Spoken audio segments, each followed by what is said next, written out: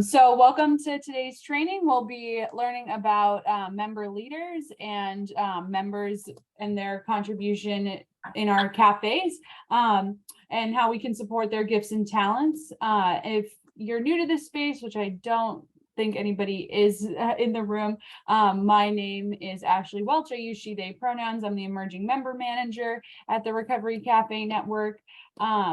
And I'm going to pass it over to Ruby to get us started, and we'll go from there.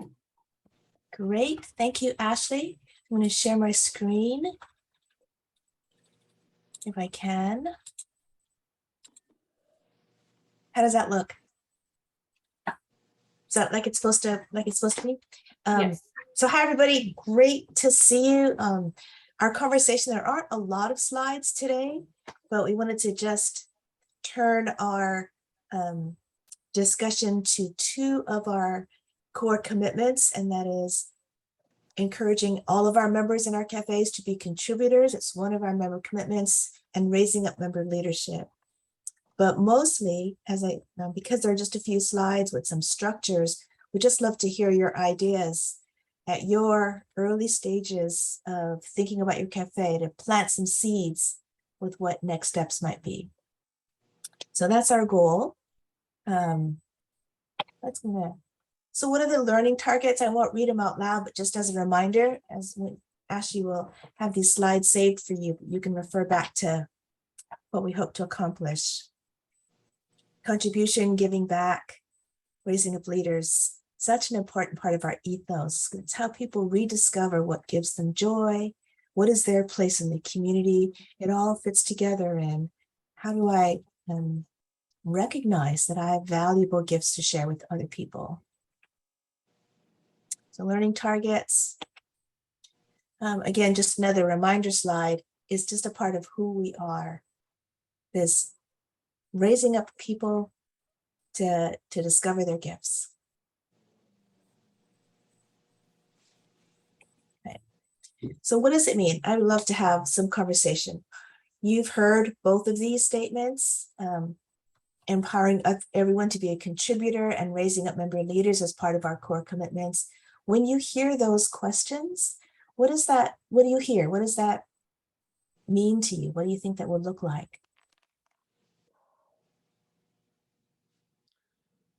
Just unmute and chime in. I'd love to hear your thoughts. I think I used to, that first question, what does it mean to be a contributor? I think I used to probably view that as, all right, everybody needs to pull their fair share, almost a punitive kind of kind of thing, a kind of expectation.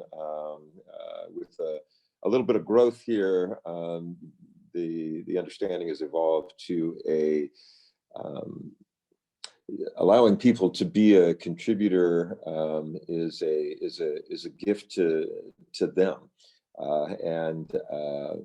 And finding places that are where they're sort of intuitively skilled or gifted is really worthwhile, just because you see the confidence grow, and with confidence comes self-esteem and sense of worth, the very things, of course, that we're looking to wrap around folks. So I get excited by this kind of stuff. This is fun to me. Thanks, Don. I love that perspective, because you're really talking about being intentional, creating space so that someone else's contribution can shine, or we can problem solve. If someone's feeling like they can't contribute, how do we work together to discover that? And so many of our members, it's been our experience in Seattle is that they've had a lifetime of feeling like they don't have anything to contribute. They've been given exactly the opposite message, that you're not okay, it's not interesting, it's not important, and really needing to be intentional about countering that old message and inviting a different way of seeing themselves. So giving back is such a part of the life-giving healing. So thanks, Don. And not just in cafes, but in all of the circles where we operate, in school, as workplaces. Other Yeah, thoughts? Go ahead. Ruby, this is Jodine from Southwest Washington Pop-Ups. When I was first introduced to the Recovery Cafe, they always told me that this cafe is ours. It's for the members, Mhm. and so in doing that, in saying that, I was able to give back, contribute by, volunteering, being a floor companion. And, in that time in my recovery, I wasn't even looking towards even working anymore. I again didn't have any hope, to go on with my life. Mhm. And in the Recovery Cafe, I found a community of people that are trying to do the same thing that I was, and I felt that I belonged there. So, I actually, I started finding some hope, Mhm. hope that, yeah, maybe I can go back to work and help others, and to show others that, yeah, we do recover, and it takes a community. You can't do it alone. So in doing that, I started the telephone recovery support program. I was able to do the floor companion. I learned how to do the coffee, and I just jumped right in and helped wherever I needed. And Mhm. that, of course, brought up my self-esteem, my self-worth.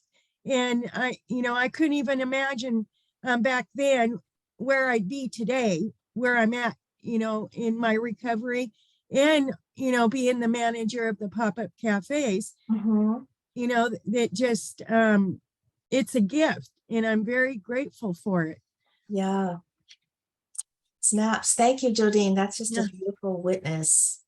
I love that language of this is ours, we're in this together, and how life and discovery begets life, and discovery begets the network of discovery within yourself of what you have to give back is just beautiful. And that language of this is our community, it really helps us challenge the dominant culture of we're service providers and we're healthier than you and we've got something to give you, versus this top down versus this is our community. We have to make the coffee together because this belongs to all of us. We have to open the cafe together and close it down, sweeping, cleaning, food prep. All those things are about being in this together. So very much about creating a culture of giving back to what belongs to all of us.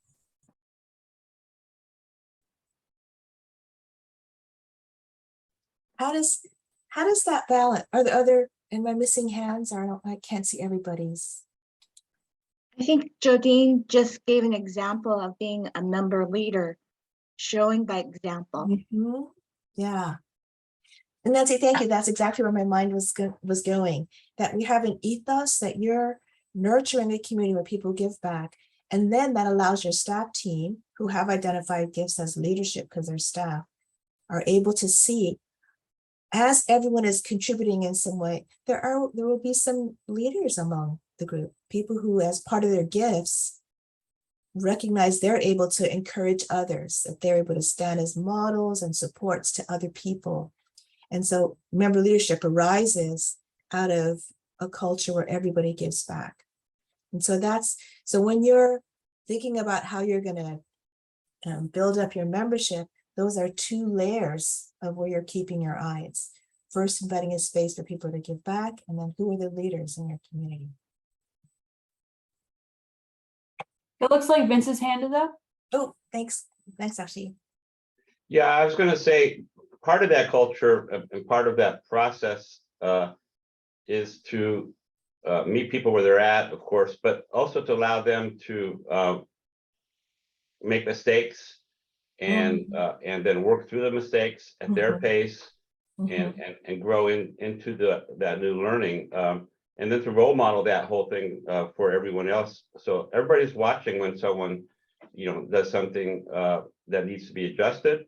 And you have to be very conscious that that process is also part of your culture. So. Thank you. Thank you. I love that modeling, and everyone's they're a little nervous. We're learning how to be together in community. So how you talk to each other as core teams, how you talk to your staff on the floor, members are watching, how their efforts and mistakes will be received. I totally hear that. So that the next 2 slides are just some thoughts about creating a culture of empowerment. And I would love to hear your comments. Vince, you kind of mentioned this slide already, that an ethos of mistakes are good, predict them. One of my favorite, if I've told this already, I'm sorry, was my children were little and they were doing ski lessons. I'm not a skier, so somebody else had to teach them. And the teacher first thing said was, everybody line up. These are 5-year-olds. Everybody line up and practice falling down. We're just gonna anticipate falling. So all the kids fell down so they could practice getting up. And they really soaked that up. Those 5-year-olds were no longer afraid to fall down because they practiced falling and practice getting back up. So I just love that as part of tying into what you're talking about, Vince. So really focusing more on the person than on the outcome. What that means is if somebody wants to volunteer and make coffee and they're not quite the best coffee maker, that's okay. Coming alongside, coaching, and it's the person engaging that we're interested in. Now that said, it's also tricky because the coffee has to get made. So how do you train your staff and your leadership team to be balancing, focusing on the person and our responsibility to have the cafe running, opening its doors, making sure things are clean, having coffee made. It's always a conversation and a balance. Focus on present and future. The example there that comes to mind is having a conversation. You know, I know you really are motivated to join the running club and get ready for that marathon that some of them are running. Maybe to get there today, we can practice on walking around the block. So having as part of your training and mentoring, recognizing their desire and recognizing that there might be a different starting place that would help that person. Not to discourage them, but to empower them. We could get there starting small. What this means is that you as leadership in your conversations have to build into your operating plan that this is about contribution. It's about people and not outcomes. So it's going to cost a little more. You're going to have to build into your budgets a little extra time for staff who can take extra time to help someone in the kitchen.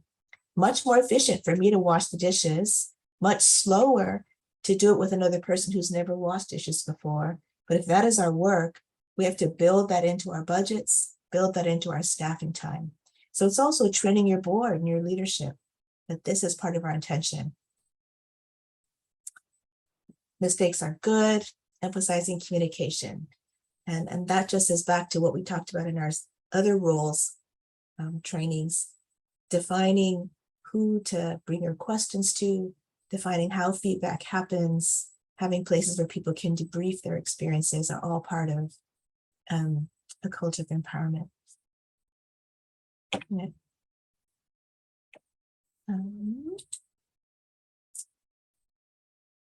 Invite creativity, accountability, barriers, say thank you all the time. It's just a part of our ethos. I can't remember, some of you are open and some of you are still looking for spaces. Those of you that have begun this process of being in community, what are your observations, or do these resonate in terms of creativity and accountability for your members?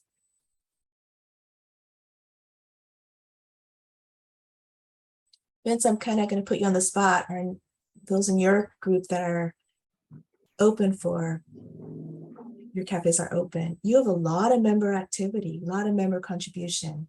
Do you want to say a word? Well, yeah, we do routinely survey our members on what they're interested in, and then we empower them to pursue those things, depending on what it might be, which sometimes is challenging, but we always make an attempt and involve people. For instance, we have a person who's very interested in politics, and he writes the legislative update page on every newsletter we do. And that thrills him. And yeah, again, I mean, we're always looking for ways to integrate people as part of the community based on their strength. And then again, sometimes we ask for too much, and then we have to back off and retool that so it fits them. I mean, for instance, we have people whose skill set is entertainment and art, but they're unable to read or write, and so we have to work around that so we can get all our data collection. I mean, so we don't look for barriers; we look for opportunities for all our members. So. Yeah. Thanks, Vince. I love those examples. And you can hear in them, that's the meeting people where they are and that one-on-one attention to what they would like to discover in themselves. So that's another layer of it. It's not just, can you make the coffee for all of us? What gives you joy for you to do in your life? How does the contribution theme benefit everyone individually and collectively? Your comment about barriers or goodness of fit. So we've had members who say, yes, actually, I've always wanted to be a chef and I want to learn how to bake these beautiful bakery cakes. And so we have to say, that's so awesome. Here's the kind of baking that we do. And let's practice here. And let's find you another nonprofit in Seattle. We have this that will train you in culinary skills. So there's also a realistic way to invite. Sky's the limit, but not necessarily in the cafe. We will still be your recovery support, but you're discovering ways that you want to express that maybe in another nonprofit, another training program, another next step for your vision. So we're talking in general about how to encourage people to give back and contribute. We'll turn in a minute to member leadership, but one of the frequently asked questions that Ashley Welch gets is what do you do? What happens? What are some ways to encourage member contributions in concrete ways? We're talking about ethos, but what are some structural ways that we can do that? So let's see if the next slide works. And I see Jodine, love your comment about walking alongside people. So that piece of regular member contribution, what are some structures? These should be familiar, defining roles. At the beginning of every cafe opening, every morning every afternoon, 12:30, we have an opening ritual where members are welcomed. We articulate our guiding principles and our member commitments. And then we have a whiteboard that lists the different things that need to happen that day. Coffee making, sweeping, mopping, kitchen prep, help with food. And those are listed, cleaning the bathrooms. And as part of our opening ritual, people hear that and people volunteer and they're signed up on the whiteboard for that day, which allows us to honor and recognize someone's giving back and to thank them publicly. There may be newcomers in the space. And we'll say, if you're new and you haven't ever taken out the garbage before, we've got an old timer who's willing to show you if you want to volunteer today. So there's a process for somebody to learn how to sign up for that day's tasks. And there's an immediate relationship that you can broker. So regular ways to invite contributions. Sometimes we'll have a special need. Oh, Chris has gone shopping. Can somebody help us unload the truck? Those will be pop-up invitations.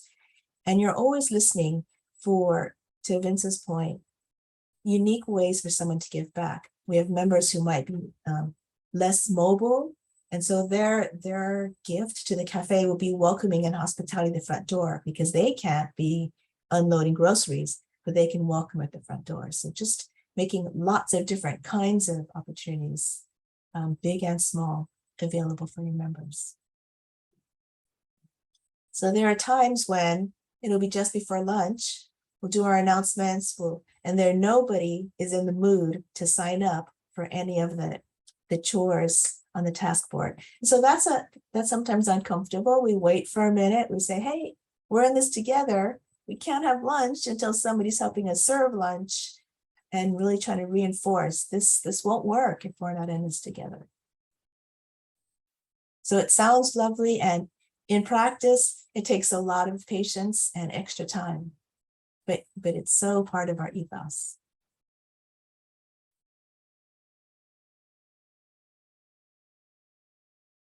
Okay. So as we think about member leadership as a separate core commitment that arises out of the contribution climate, what are some things that we keep in mind?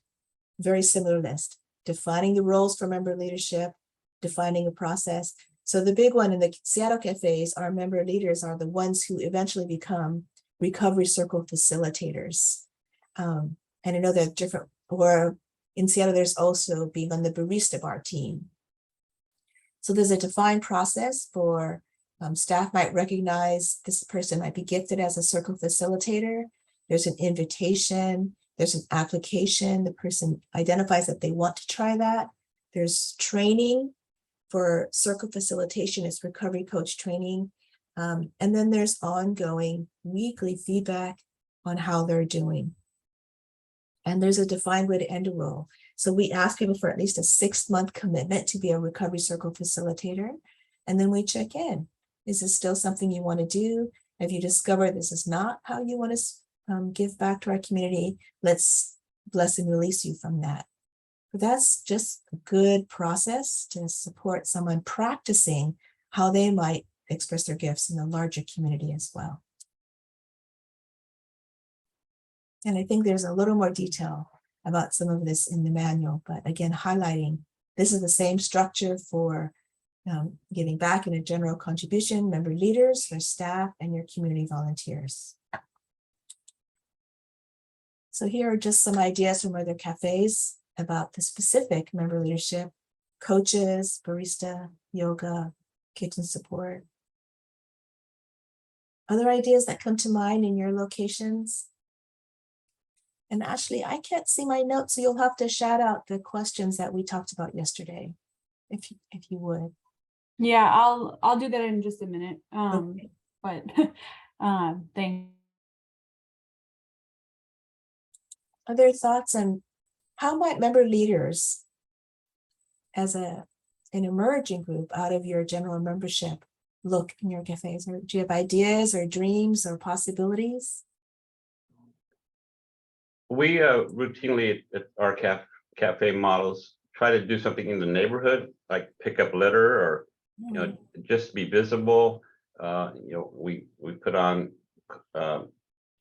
reflective vest with her name on it, and it's amazing how you think people wouldn't notice that, but our neighborhood businesses notice that and start coming out and thanking us and giving us stuff, donating whatever they got in the storeroom just to support us. So it helps build that part of the community as well. Yeah, Vince, I love that. Ruby, I think it would be great if we could stop sharing the screen so we can, since this is the more conversational piece. Great. Thank you. Yeah, but so Ruby and I just wanted to open up the floor to see what y'all were imagining your member leader program to look like in your cafe. I know many of you haven't opened, and maybe that's the last thing on your mind, but surely when you were reading the ops manual or something, there might have been some ideas sparked. So yeah, what does that look like for you? Ashley and Ruby, can I ask a question here? I'm wanting to get a clear distinction in my mind between a member contributor and a member leader. The semantics seem pretty obvious, but like when I think of a barista, but you listed that as like a member leader. Basically, when you say leaders, it means that they've got a team, or they're people that they're working with. Is that how you kind of parse that out? Yeah. Okay. So we feel like everyone in the cafe is a contributor, and that the ethos of contribution is part of our member agreements, that and it's honoring everyone's got gifts to share. And so that's kind of the grounding as you open your cafes, that mindset. And as you do that, hopefully will emerge member leaders, Mhm. people that you think their recovery journey means a little bit more responsibility, a little Mhm. more for themselves and for the task and to the larger community. So we're Mhm. asking someone like a barista, are you able in this member leadership role as a barista to lean into holding the coffee bar for the good of others? There's a little Mhm. bit more of for the good of others. I'm not having such a great day. I'm going to do it anyway. Versus if I'm just a contributor that day, sign up to make coffee. If I don't feel like it, I'm not going to do it. So the leadership piece has acknowledging we're going to hold you accountable to giving just a little bit more of yourself, even when Yeah. that might not be what you're in the mood for. Does I that got make it. sense? Okay. And you're right. It's That kind of helps. fluid, but there's structure to the member leadership piece that's identifying it, gift, application, engaging with staff, and regular accountability. Which of course, okay, that makes sense. That would be why that defined process is so very important. Yeah. Whereas not nearly as defined for the contributors. I mean, it's defined at some levels, but that's a little more so. Okay, that's helpful. That's Like- helpful. I get that and- straight in my head. So for the barista piece, say, okay, if you're not able to show up for the monthly barista meeting, which is a requirement of a barista lead, if you can't come up to that monthly meeting, maybe it's not a good time for you to be on this team. You can still on a daily basis sign up to make coffee, but you're deciding right now it's not a good fit to be a member leader on the barista team. Okay, good. Helpful. Thank you. And Ashley Welch has been so good about reminding me that I'm not always mindful of sequence. So really the member leadership program won't be a key part of where you put your energy aside from planning until after you've got some cadre of members that you're Mhm. getting to know. Mhm. Because what we found sometimes is early in other cohorts, cafes have gotten really excited about this member leadership and peer engagement. And so they raised up member leaders to run their circles.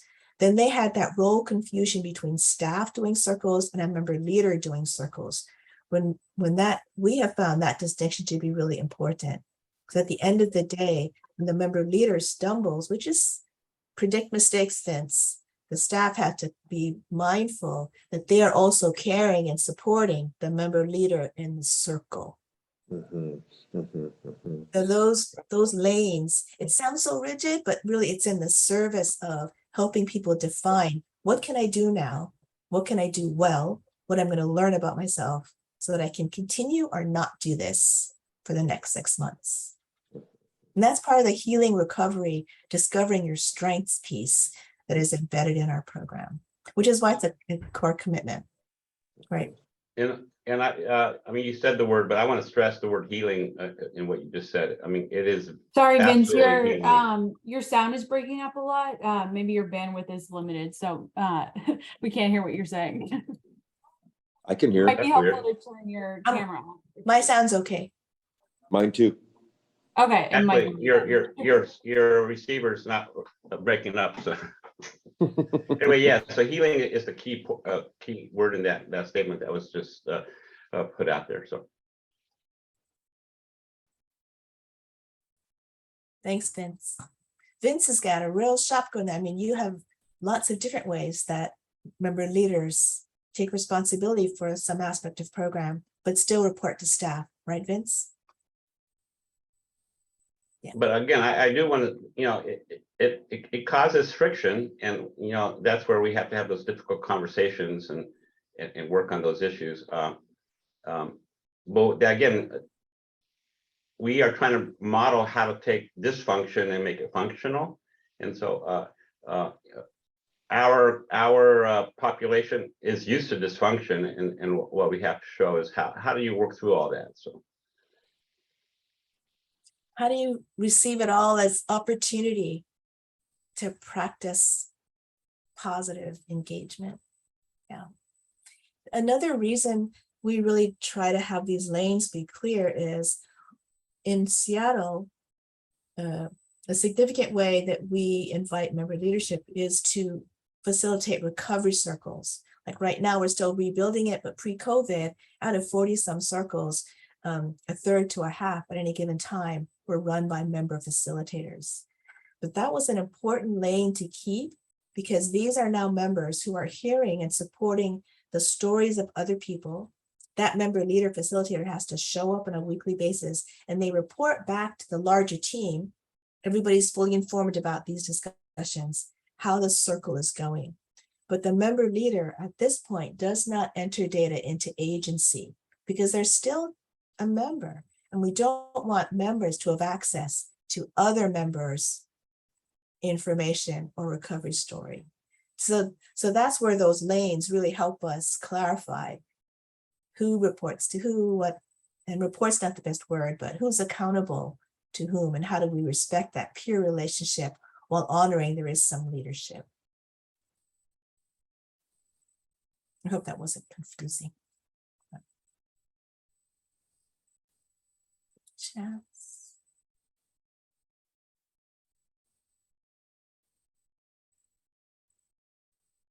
Yep, building up self-esteem. I'm reading the chat. Oh, Fitbits to members. Yep. Love it. Ashley Welch, please remind me what the questions were that we had thought. Mary had her hand up. Oh, hi, Mary. Hi.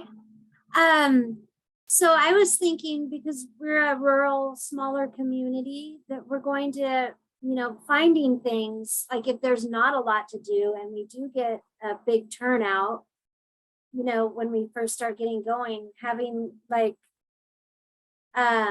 somebody contribute by having a collaging area, that they take care of and maintain, or, somebody, just different talents and things that people can bring to the table. So I've got all kinds of different things. I love the volunteering to do cleanup in the community, like picking a road or a block, to care for. I love that.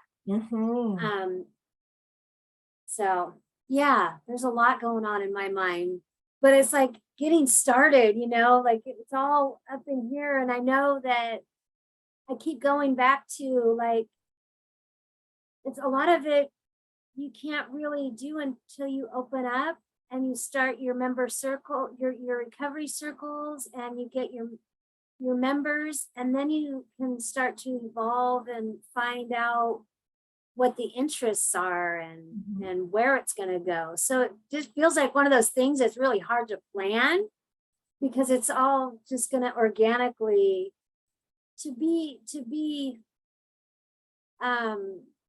fit the community, it's going to just evolve through the members. Absolutely. So, yeah. It's hard to plan anything because I know that's like how it's going to happen. Yep. Yeah. Go ahead. Oh, I was just gonna say, Mary, yeah, it is hard to plan, but there are things that you can do, like to build up those structures to support the member leaders.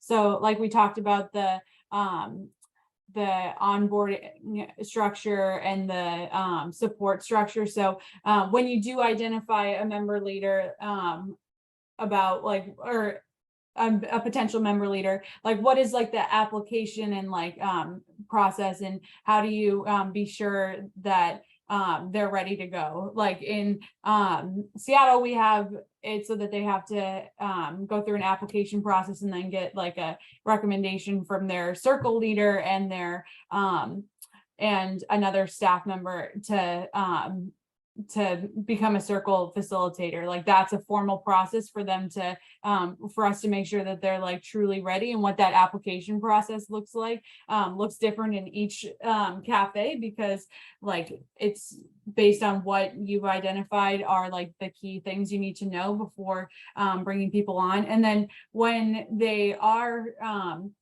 member leaders, like who's the person that's their go-to for support if they need help with something, or like to train them on what their specific role is going to be, and then what is the ongoing training and support look like for them. So there's like things to plan, but like it can be hard to visualize that planning when you don't have the specific roles that people are going to go into, but you can preliminarily plan for those sorts of things, and understand that they'll have to be flexible once you implement them. Thank you. Thanks for that, Excited. highlight, Ashley. Mary, I love your enthusiasm and your excitement. Just another, to say again, another member contribution, not the member leadership part, structure is when you open just a whiteboard with some highlighted, here's what has to happen today, because that's a visual cue every day. Somebody has to make the coffee, somebody has to take out the trash, and it communicates we're in this together without saying a word. So there are all these structural reinforcements that we have found really helpful. Yeah, Ruby, can you talk a little bit about like how that works as part of like the opening ritual in Seattle? Yeah, so our doors open at noon and people take that time to get in, get settled, get a cup of coffee. At 12:30, our day officially begins with our opening ritual, which is a welcome, 5 minutes of silence to get centered, and then announcements. We go through our guiding principles, and then time to fill up the board. We call out, who wants to do coffee today? Somebody will raise their hand. Thank you, public acknowledgement. Who wants to do kitchen? Who will sweep? All call outs, clapping. Thank you, so-and-so. That's great. Boards filled. Gratitude for the food. Line up for lunch. That's our opening ritual. It takes about 20 minutes, but it's predictable. It gives people a reminder of what we're going to do that day. As I mentioned earlier, the tricky part is when some days when we go, hey, it's time to fill up the board, radio silence. That's always the tricky one. And then you use all your charm. What are your experiences with that in your different worlds? How to motivate people? Thoughts?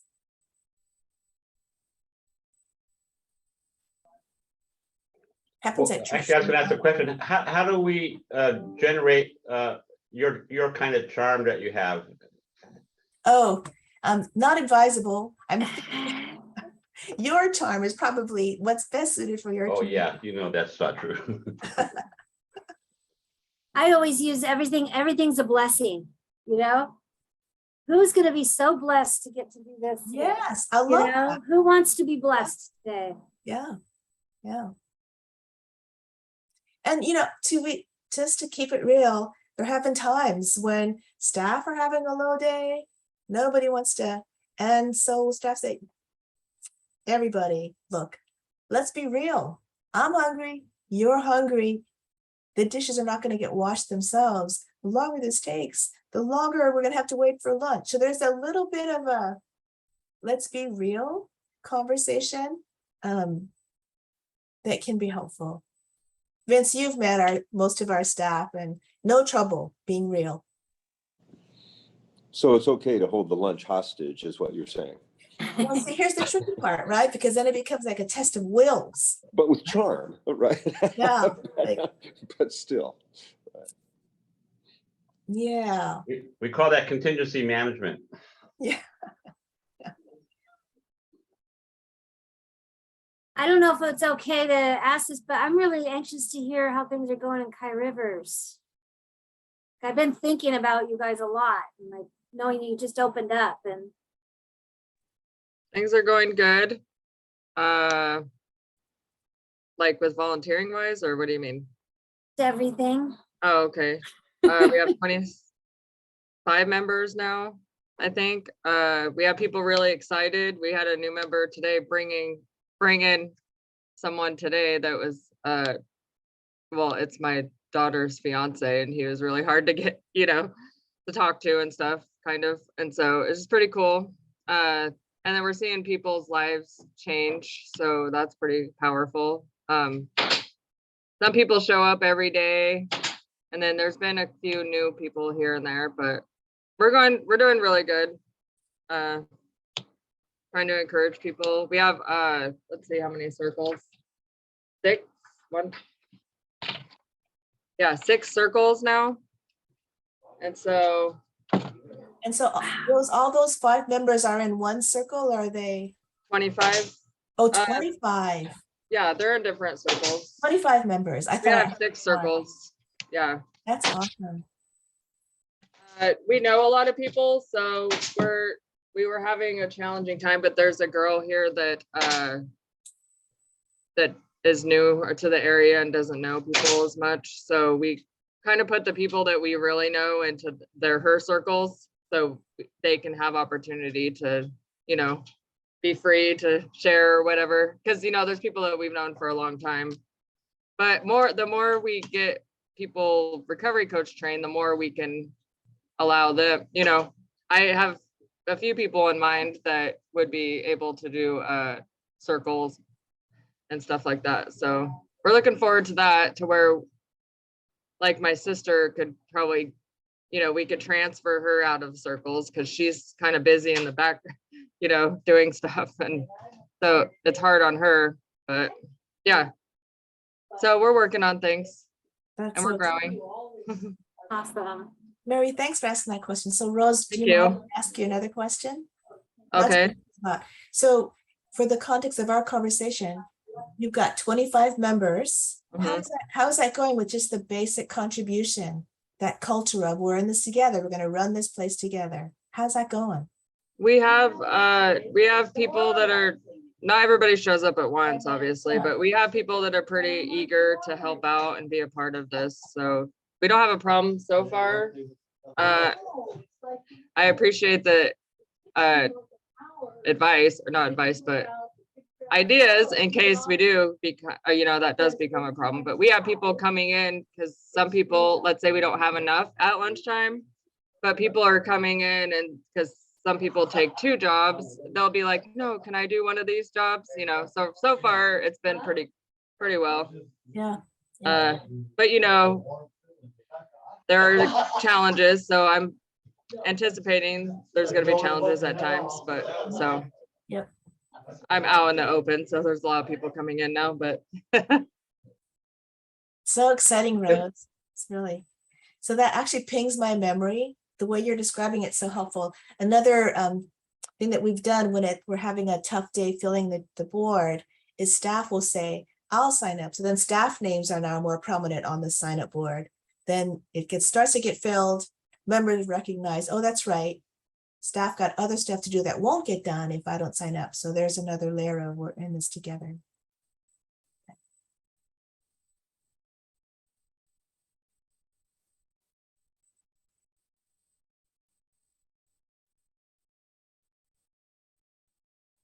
thank you for asking. I have a I want question. to come to all the cafes. I want to like go on a cafe road trip. Yes. Me too. Well, Mary, if that's your vision, if that's your contribution, then you can be planning that. Identify that as your life gift. That would be so fun. Like maybe for RCN's anniversary in 10 years, we could do a cross-country caravan. Yeah. Mary, ball in your court. Will we have will we have an opportunity to be in a recovery circle? Like I messaged Ashley, and you can go to a cafe and do, it was like an immersion training or something where you can visit a recovery circle to see how it goes and experience it. So what pre-COVID, part of what many emerging members did was they came to our Seattle cafes, spent a day with us just to shadow our team. And I don't think we have people always visiting circles. There is one circle in Seattle that identifies it as their gift, as their contribution to let people drop in to check out the cafe. So they know that they're kind of a training circle. But typically, if that circle's not meeting that day, there might not always be an opportunity for a visitor to join a circle because we tend to not do that just to preserve that circle's. But there is one here in Cafe, it happens on Wednesdays that sometimes people have visited. Does that answer your question? Yeah. Yeah, and Mary, I think what I also said during that is that like if you do recovery coach training, like they have those mock circles and like shadowing that you can do depending on the program that you choose. So yeah.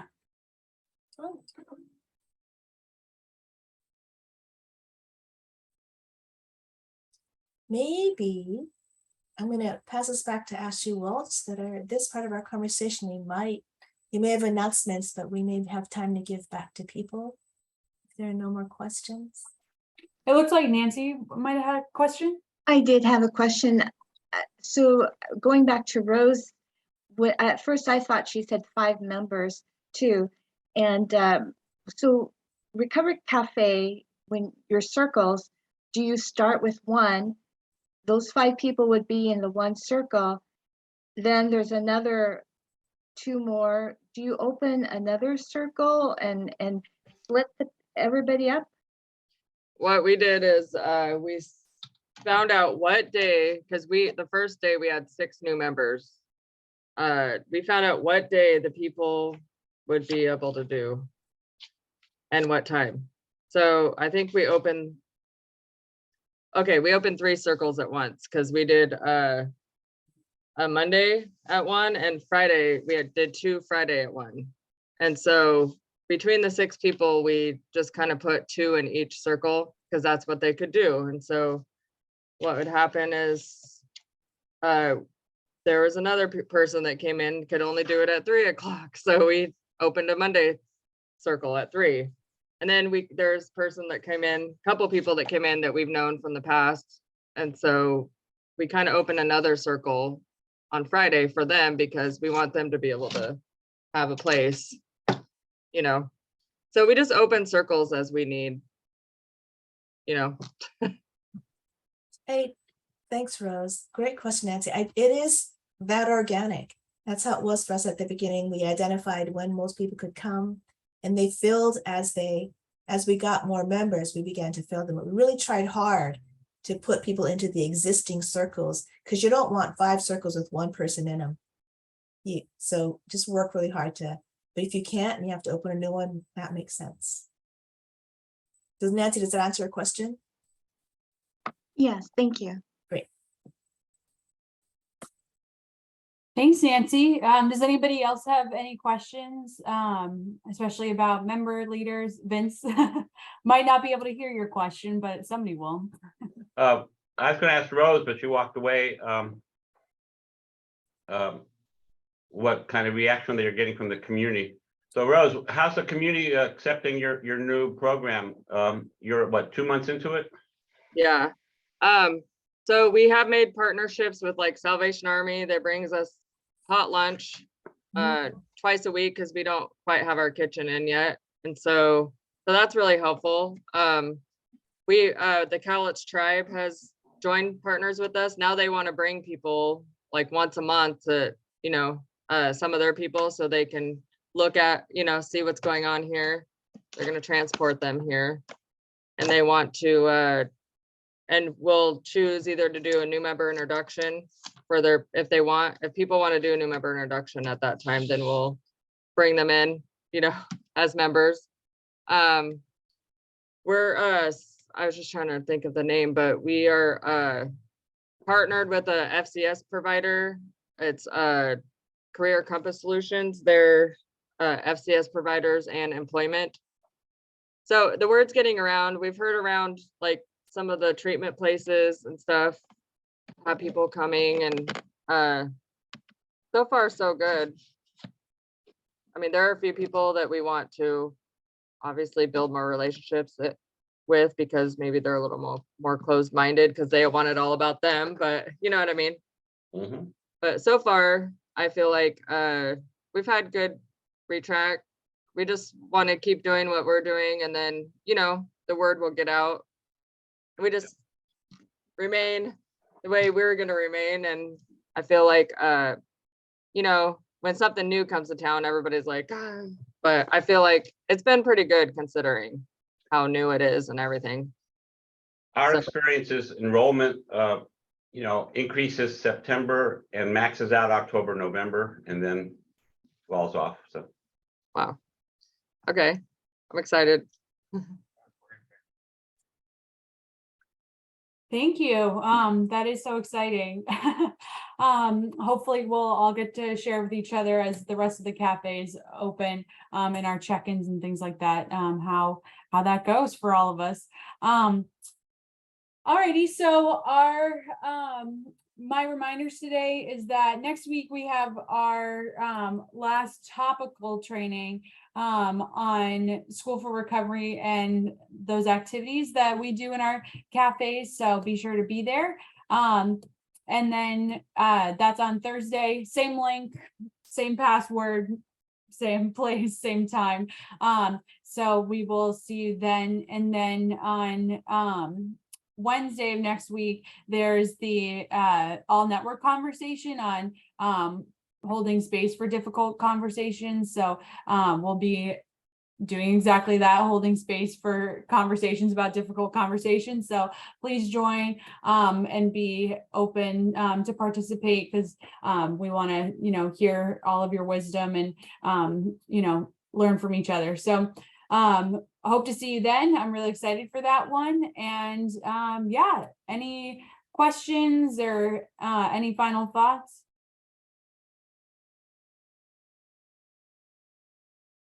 Oh, Deb, go for it.